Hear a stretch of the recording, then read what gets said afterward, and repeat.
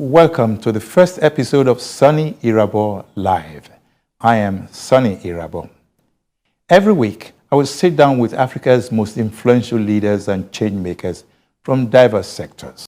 Together, we will explore the issues and profess solutions to the continent's most pressing needs. You will find a range of conversations from politics to social life and more on SIL. This is not just another talk show. This is Soni Irabor Live on News Central. Welcome. There are many great Africans who have flown the banner of the continent high. When we hear their names, we're very proud to say this is a son or daughter of the soil. My guest for this first episode of SIL is such a man. He is a first-class honors graduate of agricultural economy and a PhD holder of the same discipline. He was once Nigeria's Minister of Agriculture before he became the president of the African Development Bank Group in 2015. I sat down with Dr. Adesina to talk about a range of issues. After the break, we'll hear from Dr. Adesina himself. Stay tuned.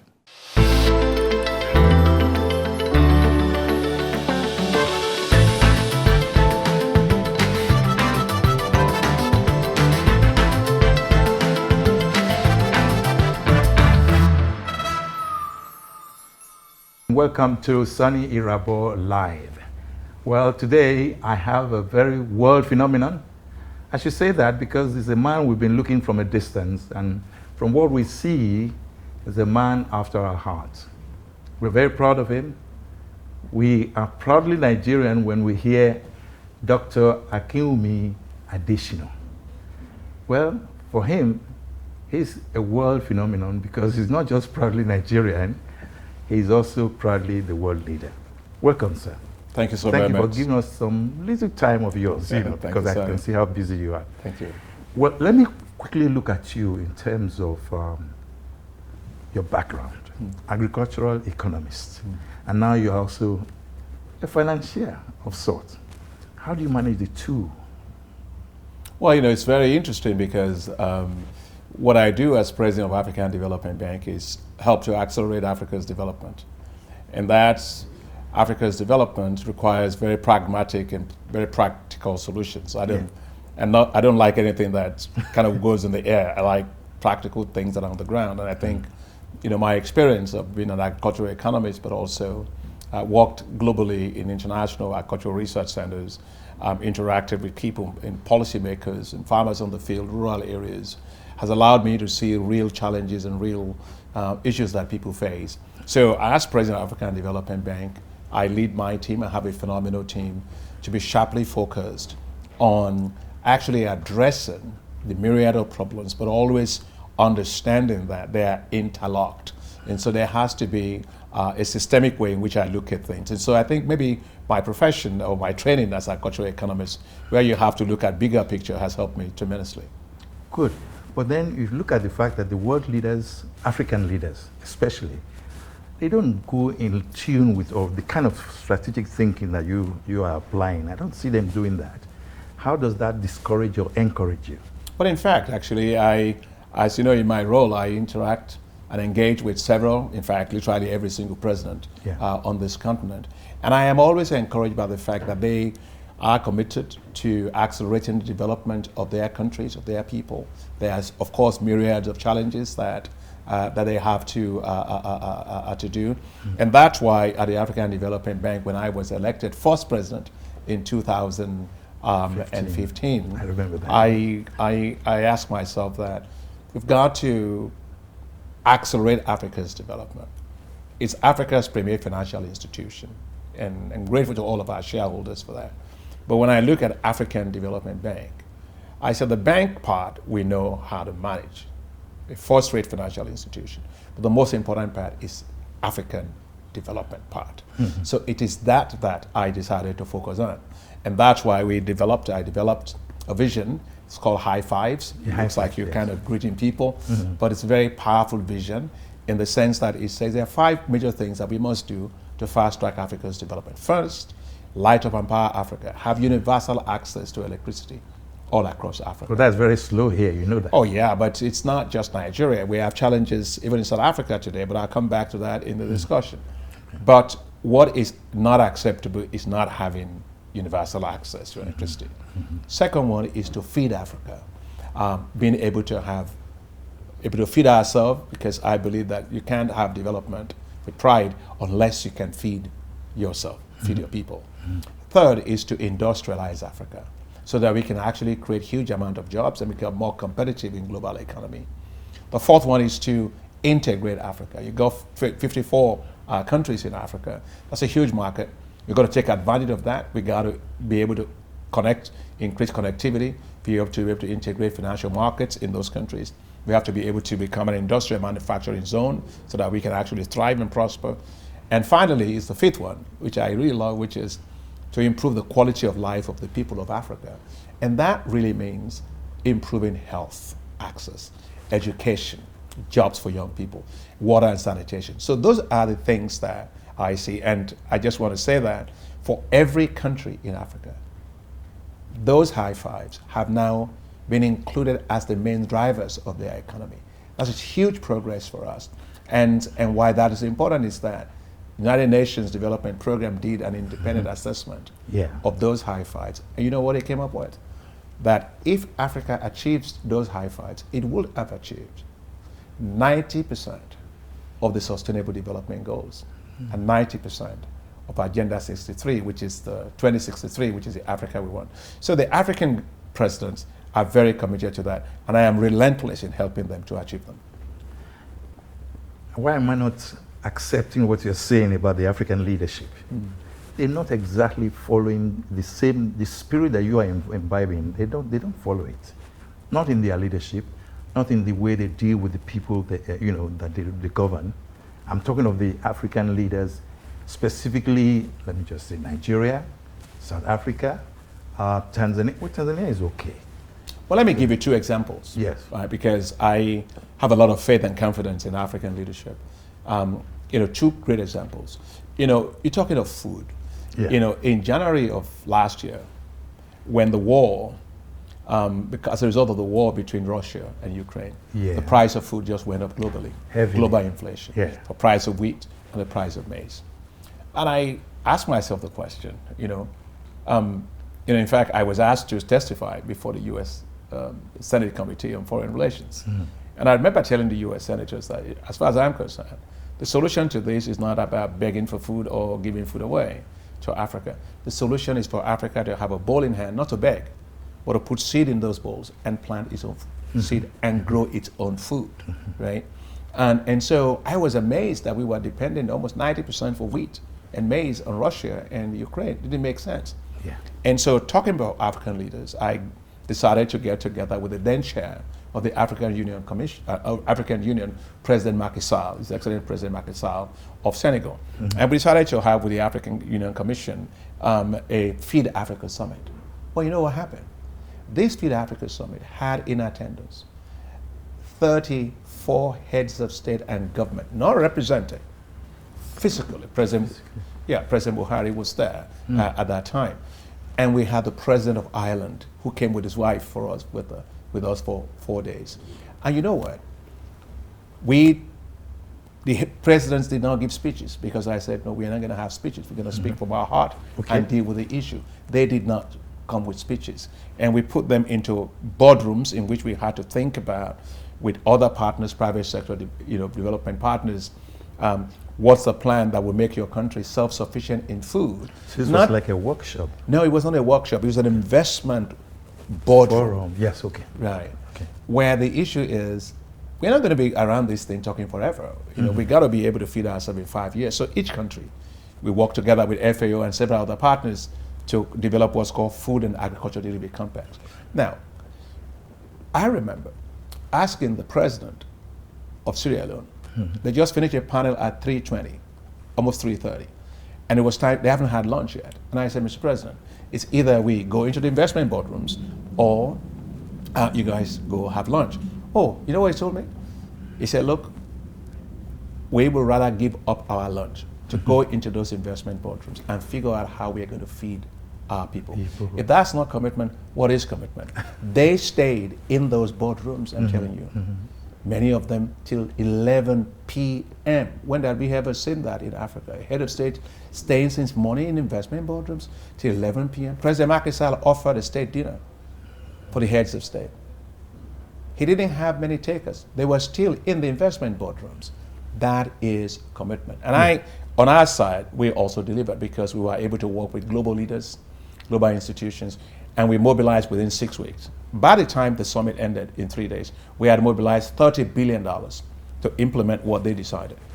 And in 6 weeks, we had mobilized $72 billion. So I see that as tremendous amount of commitment.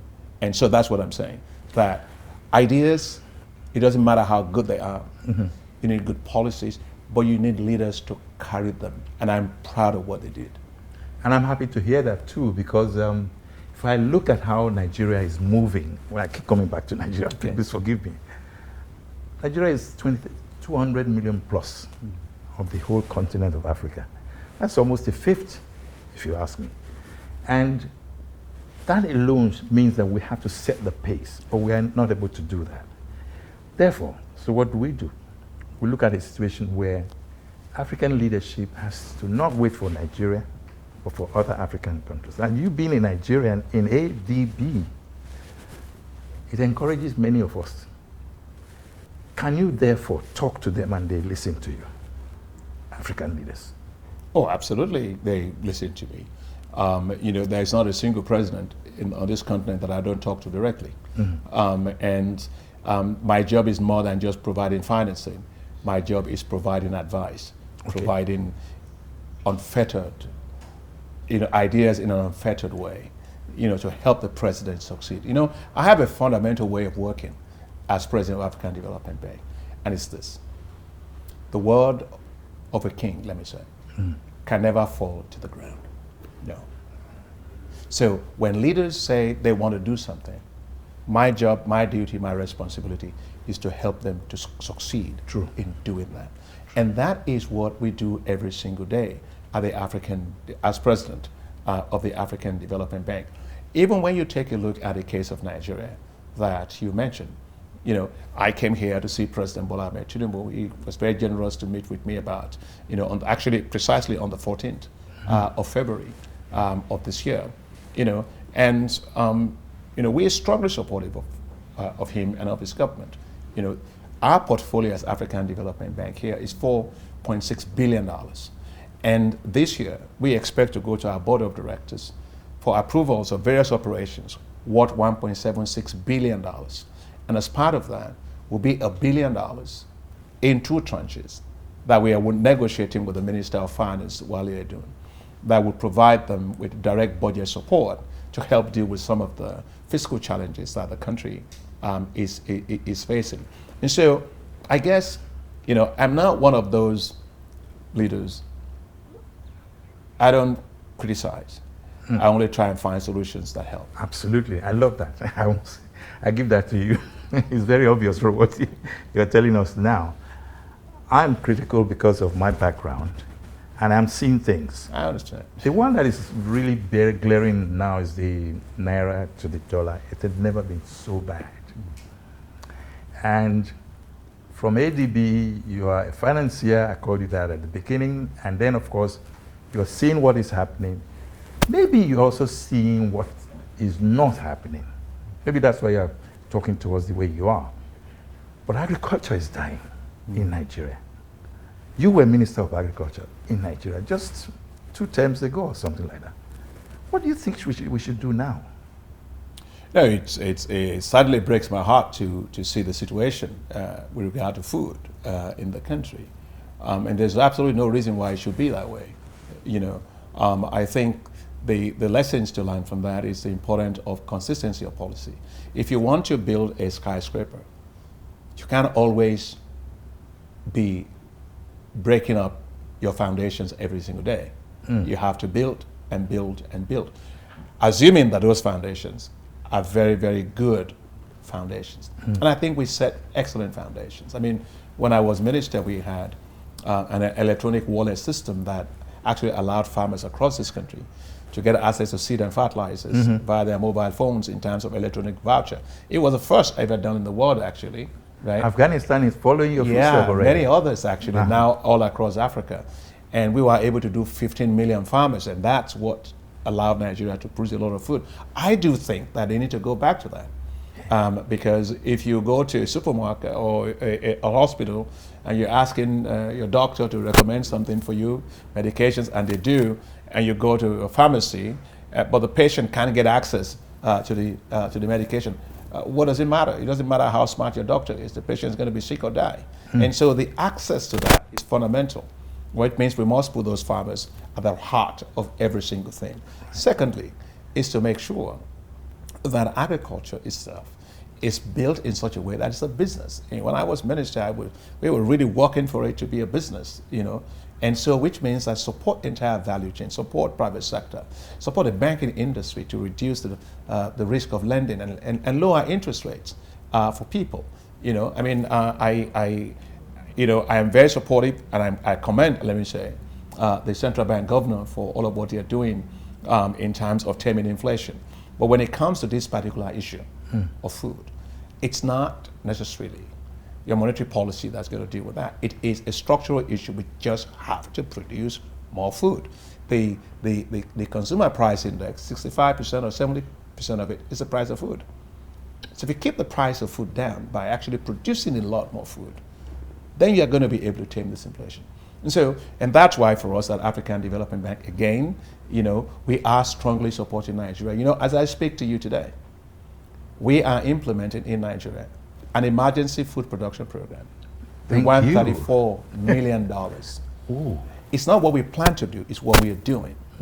I had my team in this country for the last several weeks. They're all across the north and other parts of the country. For the dry season, which is what we were doing, we already planted 118,000 hectares of heat-tolerant wheat varieties. Secondly, by March, we are going to support the cultivation of 150,000 hectares of rice. And by the rainy season, we start May or so, we're going to support Nigeria to cultivate 300,000 hectares of rice, 300,000 hectares of maize, 150,000 hectares of cassava, and 50,000 hectares of soybean. That means that in a month's time, by this month, Nigeria should get an additional 1 million metric tons of wheat. And before November, an additional 4 million. So all I'm saying is that we've got to do more. There's no reason why. Of course, we have to control insecurity, because that insecurity is a major challenge. Okay, just before we go, you've given us beautiful analogies on the way to go, and I'm happy about that. Congratulations for the Obafemi Awolowo Award for Leadership. Thank you. Thank you. And we know you are the kind of leader we all want. All right? How do we tackle insecurity? Please, just maybe 30 seconds, if you can just give me, because without security, these things will not exactly work. Yes. I'm sorry. No, absolutely, you're absolutely right. Because without security, there's nothing you can do, right? I think tackling security needs to kind of understand the drivers of insecurity. Because so that it's not just, you can buy all the guns you want and you can shoot all you want. But if the drivers of it are not dealt with, you're wasting your time. So if you have an animal that's slaughtered, and the blood is on the ground, and you have flies all over it, and you take a fly swat and you keep swatting it, well, you're going to be there all day, as long as the blood is there. But if you take the animal out, and which is the driver of it, that brings all the things. So what I'm saying by that is simple. It's that some of the structural drivers is extreme poverty. The poverty is too high, And it's I'm not blaming any government. It's not my style, but the reality is the reality. When you are a medical doctor, you go and they ask you to take a scan. And scans don't lie. Scans don't lie. It tells you exactly how you are. So we've got to be able to look at ourselves and say, what exactly is the scanning telling us? It's telling us that extreme poverty, structurally, is in the country. And secondly, it's the high level of unemployment among young people, both urban and rural areas. That's a disaster in the making. And third, which is not caused by Nigeria, is the external issue in terms of climate change and environmental degradation. We take the whole of the Lake Chad Basin, for example. It used to take care of millions of people. In that region. Yeah, but it's all dried up. And therefore, you have all of these challenges. So all I'm trying to say is that we need to continue to do a lot of work to create more jobs, skill up our young people, give them more opportunities. And that's why we at the African Development Bank started something called the Youth Entrepreneurship Investment Banks that are going to be new financial institutions that will provide financing for the young people. I don't believe in so-called youth empowerment programs. It works for those that are doing it, not for the young people. The young people don't need that kind of empowerment. They need investment in their ideas, their creativity, their entrepreneurship with money, investment capital in them to turn those into mega businesses. And that's why we're going to be working with the government in Nigeria to set up the Youth Entrepreneurship Investment Bank in Nigeria. This year, it's going to go to our board of directors. Secondly, is to also make sure that we deal with the issue of poverty. And dealing with poverty means that you got to do the two ends. One is the rural poverty. The way you deal with that is that you have to turn agriculture, which is their main source of livelihood for 70% of the population, into a wealth-creating sector, a real wealth-creating sector. That is how all that is going to be dealt with. Of course, in the urban areas, it has to be a lot more financing for small businesses. Our economy is run by small businesses. And so therefore, tackling the issue of power is important. Water and sanitation is very important. But also providing access to affordable financing to run that economy is very important. So I think fixing infrastructure bottlenecks, a lot is being done, but more still needs to be done to connect people, to provide access to markets for people, digital infrastructure, and all of these things. It's a lot, that faces a government every single day. But as a Nigerian, I see the issues. We're doing the best we can, but we need to particularly correct one thing. What is that? And that thing we need to correct is the way in which we are handling forex issues. You see, if you have a funnel, it's like this. What we're doing is we're squeezing the bottom of the funnel for whatever can come out of it. It's a redistributive model. You can never win a game when you're playing defense. You win a game by playing offense. And the offense is to have an export-oriented industrial manufacturing stance that allows Nigeria to have the industrial platforms that it can become a major exporter of goods and services, value added. That will make sure that the funnel is having a lot of things coming into it. That is how the economy will be built in a sustainable way in the long run. And because if you run a distributive economy in which a limited amount of foreign exchange over time has been used just to shore up the naira, what that does for you is basically it makes your imports cheaper. And it makes your import cheaper, it actually affects your domestic competitiveness of your domestic sectors you're trying to grow. Secondly, is that it also makes that overvalued exchange that you have, makes the export of your non-oil sector non-competitive because those things are not traded in dollars. They are traded in local currency equivalents with other countries. And thirdly, is the fact it just basically, means that it's like you have a flood that's coming and you put your hand there. Eventually that water will carry you and your hand away because you cannot continue that. And I think that I want to commend the efforts being made. It's a very tough issue being made. I think the president in Nigeria, President Bola Ahmed Tinubu, faces a tough challenge in all these macroeconomic and fiscal issues. But I do feel that there are certain things we can manage in the short term, and we'll do our best in the short term. But you see, a very good doctor will always tell you, don't come back the same. So fix the long-term structural issues. And I think that's where I really think we need to be focused on. Thank you so much, sir. Thank you. And I'm so glad you were able to even give enough within such a short time. Thank you. So the president of the African Development Bank Group, Dr. Akinwumi Adesina. Akinwumi. Oh my goodness, yes. Akinwumi Adesina. I must not make that mistake again. People like to call me Akinwumi, I guess. I get used to it too. Thank you so much, sir. Thank you. Thank you. Thank you. Yes. Thanks, Soni. Right. I appreciate it. Yes. Yeah, thank you. Yes. Yeah. Welcome back. In my conversation with Dr. Akinwumi Adesina, we discussed some of Africa's critical economic challenges. Key points included the need to achieve the high five objectives, which include light up and power Africa, feed Africa, industrialize Africa, integrate Africa, and improve the quality of life for the people of Africa. Interesting key points, I must say. Finally, Adesina emphasized the significance of agriculture, power, and financing issues for urban businesses. Interesting to note that this gentleman recently bagged the Awolowo Prize for Leadership Award.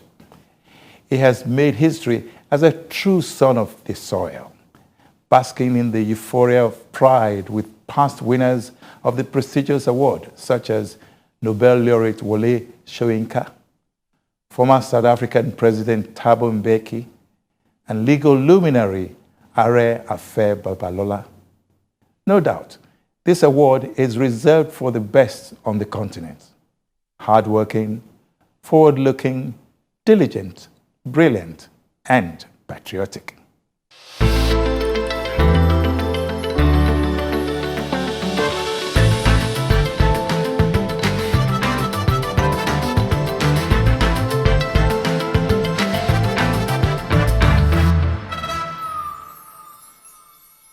At the awards ceremony, there were some major take-homes for me, for you, for Nigerians, and the whole continent. It will be a disservice if I do not share with you an excerpt of these conversations. The Vice President of the Federal Republic of Nigeria, Kashim Shettima, was at the event. He shared about the legacy of Chief Obafemi Awolowo and why we must borrow from his wisdom. Chief Obafemi Awolowo's life also provides a compelling narrative for every student of leadership, an inspiration that continues to resonate across our community, our nation, and the global stage. Therefore, I am honored to be invited to yet another avenue to reassure ourselves of his essence. To comprehend Chief Awolowo's teachings, we must confront the obscure reality of leadership. The initial trial of every leader lies in overcoming the conspiracies of mischief makers, skeptics, and saboteurs. For the great Sage from Ikene, his enduring impact persists despite revisionist efforts. Time shifts through biases and lies, and through hidden agendas and propaganda. Time delivers to us the naked truth that defines the tough decisions and sacrifices every sincere leader must make to create a difference. But in all we do, we must always find strength in the belief of those who trust the process, those who give us the benefit of the doubt. There is no greater honor than the privilege to lead one's people, and assuming a position of leadership during times of turbulence is the ultimate test of our mettle as leaders. It is in these moments of uncertainty that true character and capability come to the forefront. While the immediate judgment may be rendered by the people we either impress or displease, the long-term budget is carved by time, the passage of time. In his time, Chief Awolowo was fought both from within and outside his political party. He faced a hostile opposition and was pushed hard to the extent of finding himself behind bars, a victim of his ambition to make a difference. With time, even his harshest critics came to realize the futility of undermining him. He stood out, even in death, because of his refusal to compromise his convictions. He fought until his very last days in defense of democracy in Nigeria, and these are the examples that make him a hero of the nation.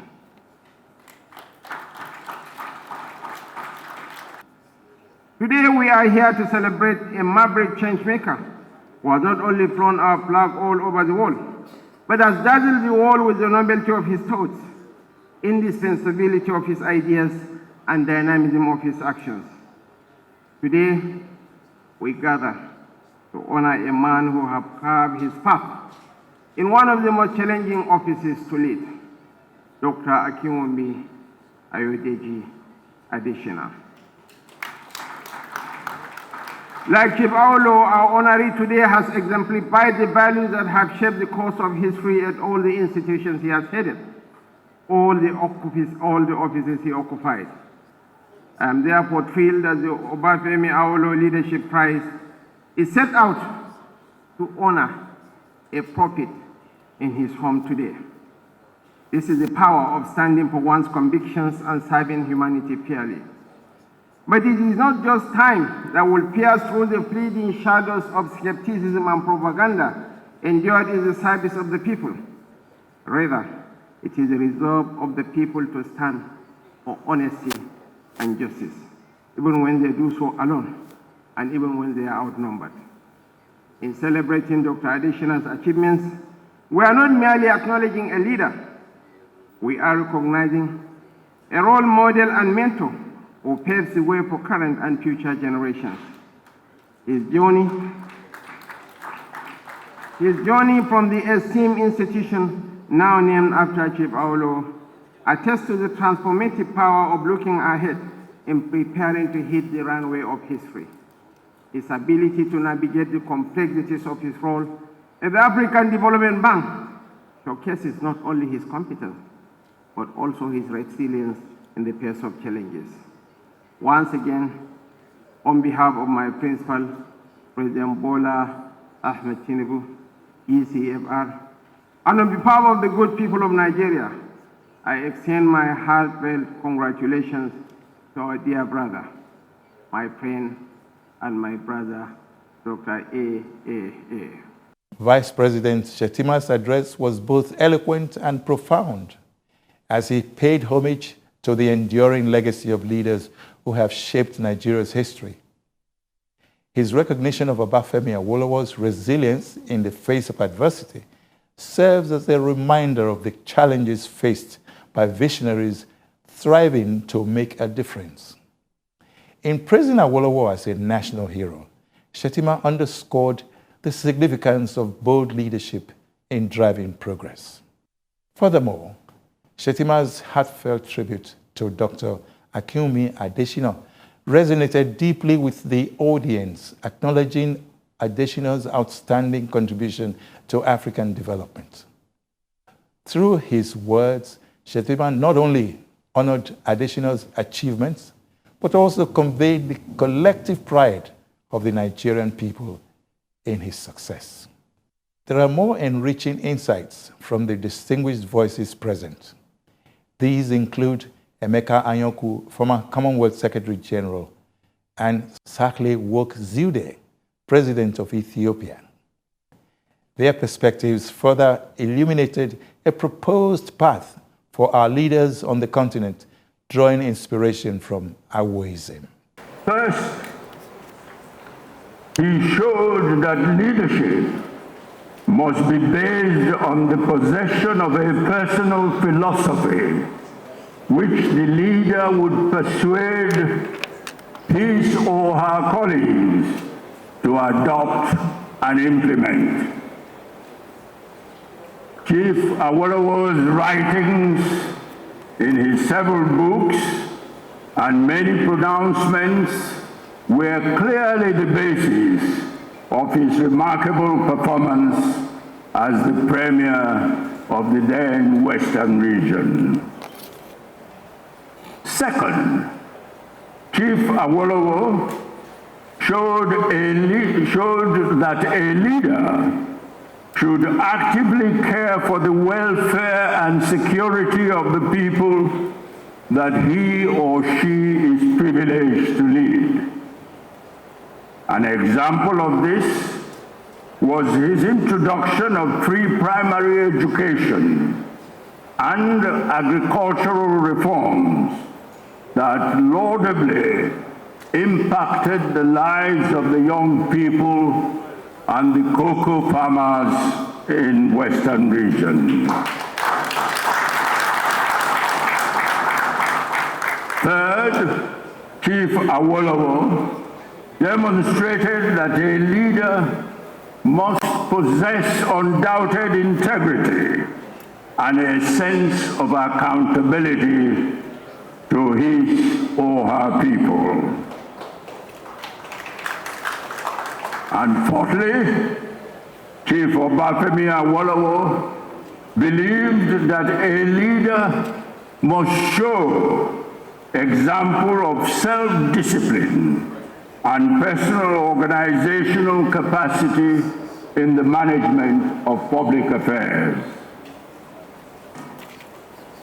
And fifthly, Chief Awolowo demonstrated that a leader in a country must be a true patriot and nationalist whose commitment to promoting the interests of all parts of the country must be beyond question. In a pluralistic country such as Nigeria, with long established different ethnic groups, Chief Obafemi Awolowo showed us how to become a true patriot. He was conscious of his roots as a Yoruba man, but he demonstrated his unquestionable patriotism and nationalism as leader of the opposition in Nigeria's post-independence parliament and in his countrywide electoral campaign for the presidency of the country. Emeka Anyaoku's speech highlighted essential qualities of leadership. His emphasis on a leader's responsibility to actively care for the welfare of their people resonates deeply, underscoring the importance of servant leadership. Anyaoku's tribute to Awolowo's pioneering efforts in education and agriculture reflects the transformative impact of visionary policies on young generations.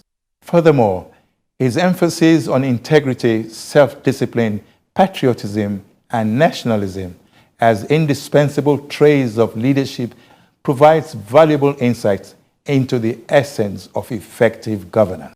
Up next, let's look at the perspective that Sahle-Work Zewde, President of Ethiopia, brought to the discussion on leadership and progress in Africa. That comes up after the break.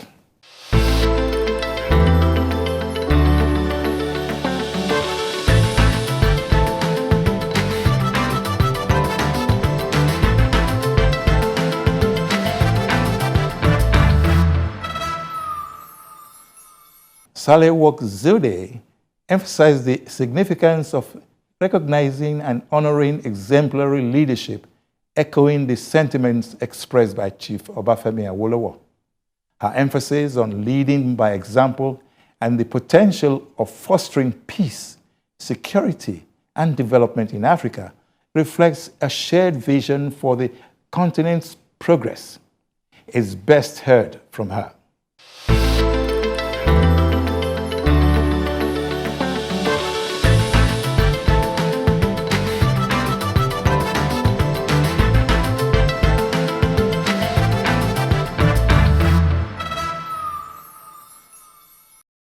It is important to recognize and celebrate those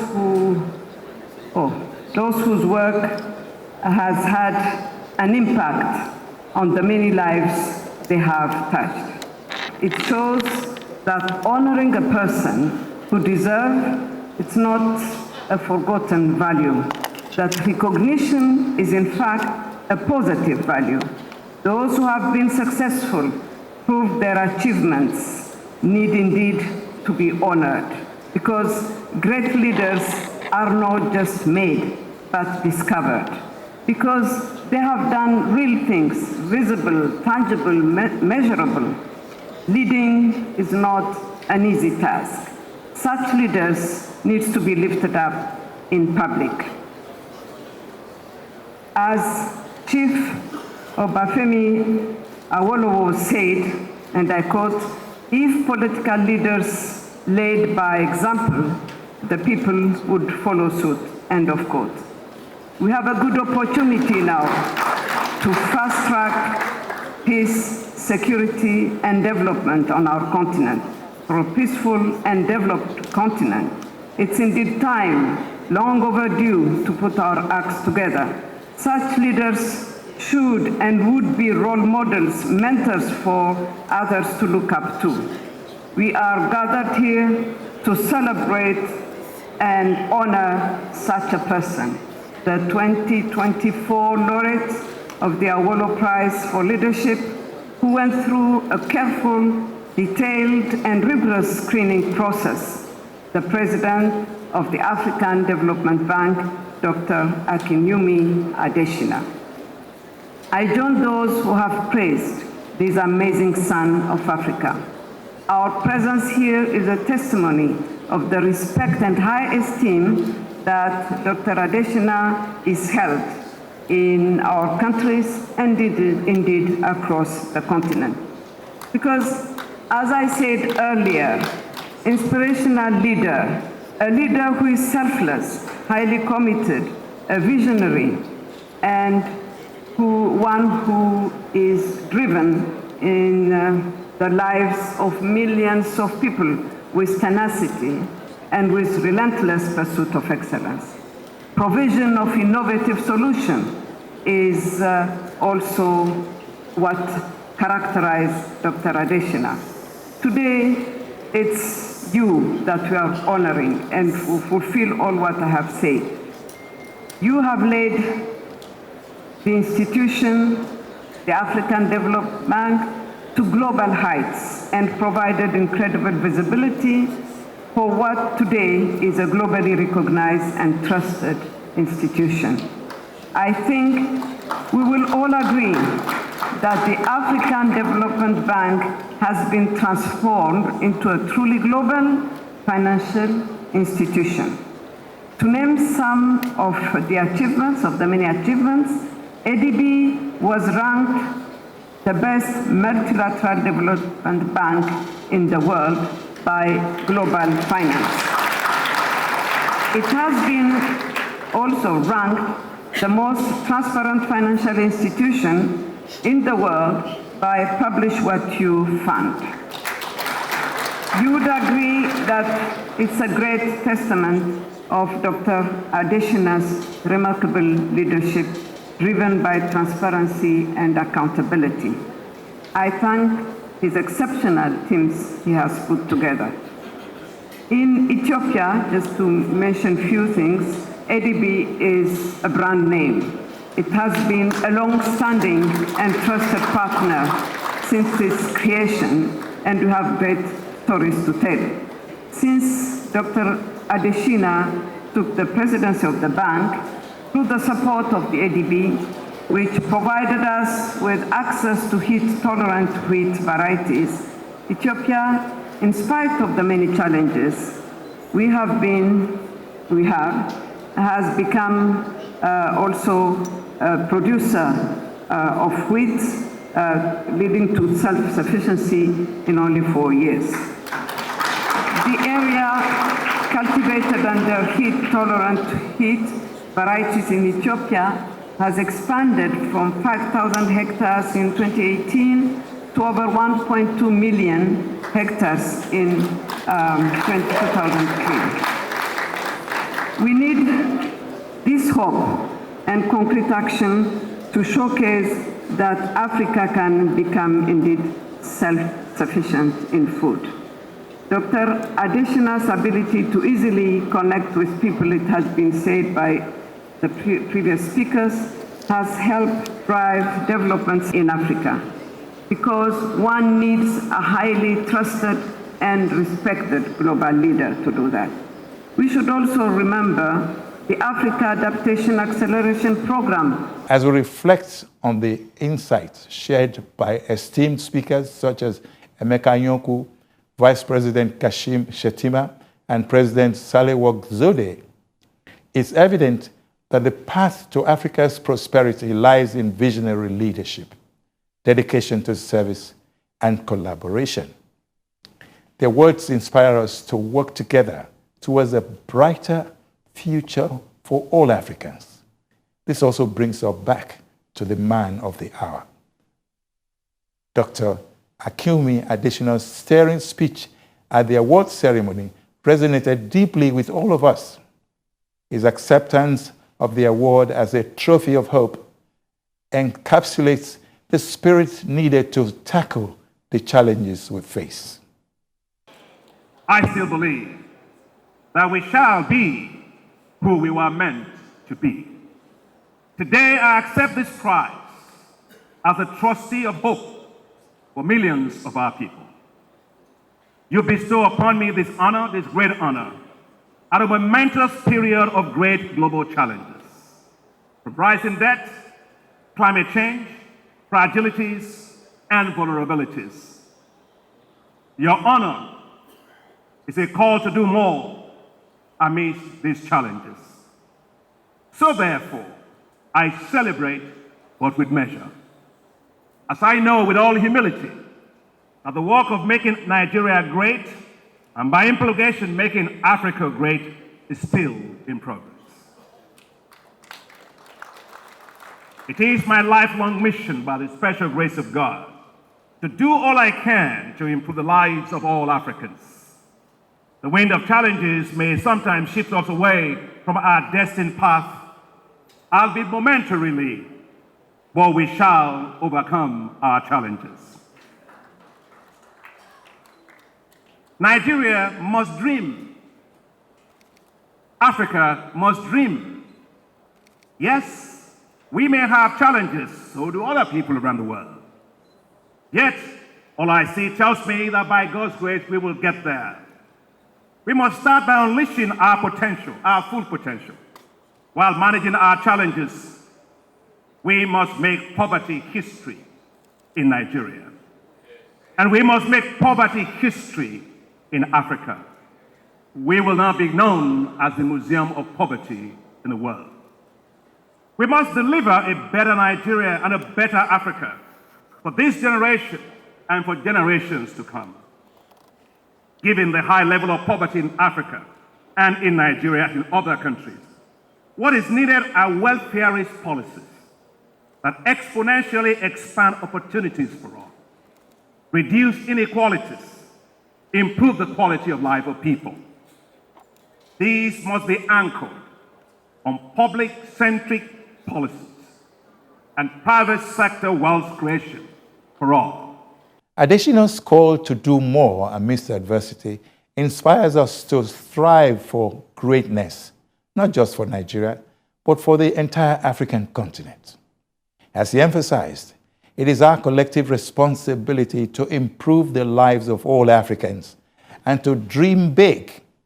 He further shared his vision for Africa's future and his strategies for driving progress. I'd like to focus on 5 areas. First, rural economic transformation and food security. Second, healthcare security for all. Third, education for all. Fourth, access to affordable housing for all. And fifth, government accountability and fiscal decentralization for a true federalism. First, Nigeria must completely transform its rural economies to ensure food security for all. A better Africa must start with the transformation of our rural economies. And that is because 70% of our population live right there. Rural poverty today is extremely high. And at the heart of transforming rural economies is agriculture, the main source of their livelihoods. When agriculture moves away from being a way of life to a business, everything changes. Higher incomes, higher wages from agribusiness will support education and health and spur even greater job creation for millions of youths. As a young student, who attended high school in a village. I remember when I went to the village school, the great school, when it was in the village. I went to Jibo Baptist High School, fantastic school. And I remember asking my father, why you went to Iwobi College? Why did you send me to a village school? He looked at me and he said, I don't know what you are going to ever be in life. But if you live in a village and you understand the challenges of poor people, if God ever makes you anybody important in life, you will know exactly what to do. I witnessed in that school, in the village, the high correlation of agricultural performance with education. Several of my classmates, and many of them are here today, and thank you for coming, my classmates, were children of farmers. I noticed then that when agriculture season was good, they stayed in school. They performed well in school. But when the season was poor and agriculture did not perform, several of them dropped out of school or attended intermittently. Dr. Akinwumi Adesina's speech outlined 5 critical local areas for African development, ranging from rural economic transformation to government accountability. His emphasis on agriculture as the cornerstone of rural economic development struck a chord, and that was a big take-home for me and some of the dignitaries at the occasion. That wasn't all, my friends. His fascinating narrative about experiencing poverty firsthand underscores his commitment to understanding and solving societal challenges. While we advocate visionary leadership, it is worthy to note that Nigeria, the supposed giant of Africa, stands as a cornerstone for Africa's growth and development due to its significant population, vast economic potential driven by abundant resources, and its role as a regional influencer. With its diverse culture and strategic location, Nigeria serves as an innovation hub and a gateway for international trade. Its stability and cooperation are essential for fostering peace and security in the region. As Nigeria continues to address internal challenges and capitalize on its strengths, it holds the key to driving progress and prosperity across the continent. On this note, I say thank you for joining me on Soni Irabor Live on News Central. Stay tuned for more thought-provoking conversations and insights right here on SIL. I am Soni Irabor. Bye-bye.